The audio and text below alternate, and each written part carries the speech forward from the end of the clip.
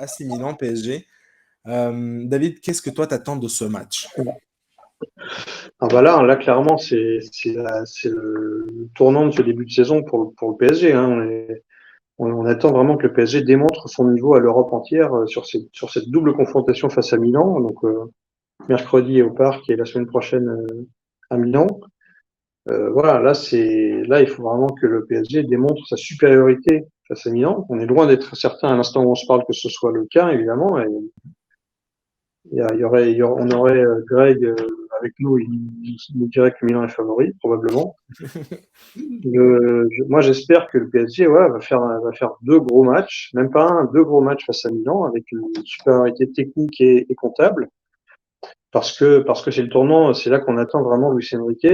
On peut passer l'accident de Newcastle en perte et profit, mais par contre, il faut que là, contre Milan, au tournant de la phase de poule, Paris prenne des points, assure la première place du groupe et surtout démontre à l'Europe qu'il est un des challengers pour cette Ligue des Champions. Si c'est pas le cas là, on pourra pas dire que l'équipe est encore en rodage pendant 6 mois. Quoi. À un moment donné, il va falloir assumer un petit peu les ambitions. C'est clair. Moi, j'espère que Tu l'avais Paris dit, va jouer.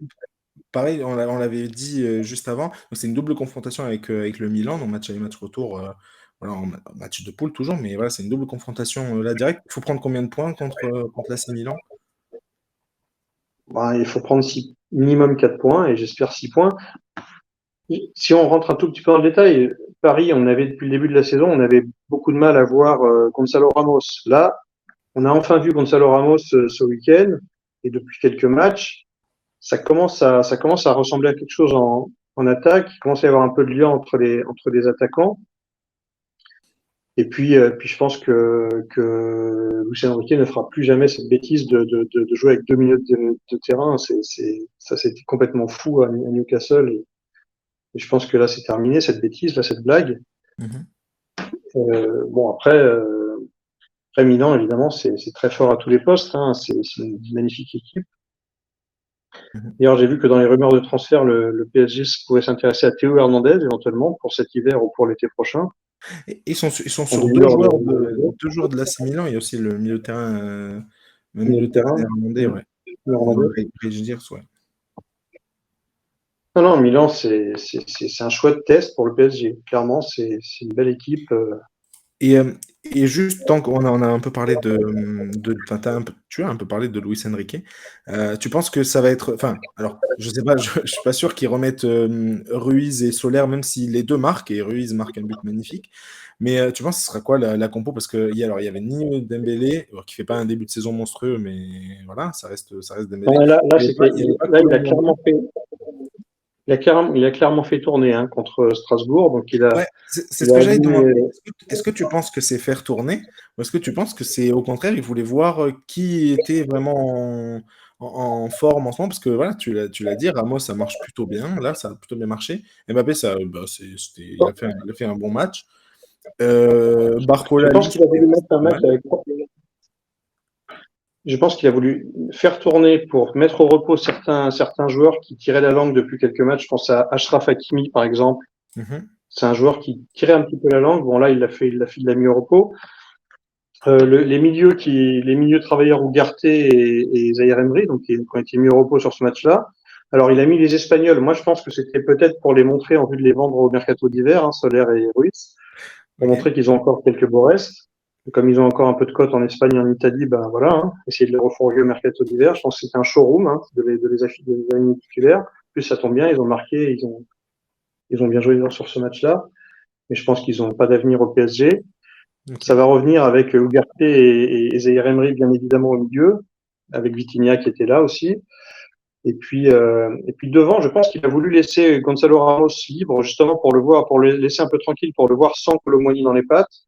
Et je pense que clairement, ça va être dur d'aligner les deux ensemble. Hein. C'est soit Colomboigny, soit Gonzalo Ramos, selon le profil de l'adversaire, je À pense. part si voilà, Là, contre tu mets Kolo Muani sur un côté, sur voilà, un ailier, comme ailier, tu le mets à la place de Lee ou tu le mets à la place de Barcola, mais tu le cantonnes au poste d'ailier ouais, et pas le faire débuter en buteur comme il a fait. tout à fait. Et pour le coup, là, il a mis Lee et je pense qu'il a envie de remettre Lee parce que Lee, il a été ultra brillant avec la sélection de Corée du Sud. Il a gagné les Jeux asiatiques avec la Corée du Sud pendant la trêve internationale. Mhm. Donc je pense qu'il a envie de remettre Lee là, face à l'AC Milan. Mais du coup, effectivement, peut-être qu'il va falloir sacrifier quelque chose. Donc soit Dembélé. Ouais. Bon, dommage, je trouve de pas aligner Dembélé quand même. Quand il est rentré, on a vu quand même qu'il était, qu'il restait quand même sur chaque démarrage, il est dangereux. Alors évidemment, là, il n'a pas été décisif sur ce match-là, mais je trouve que sur chaque démarrage, il démontre à chaque fois qu'il laisse sur place son adversaire direct.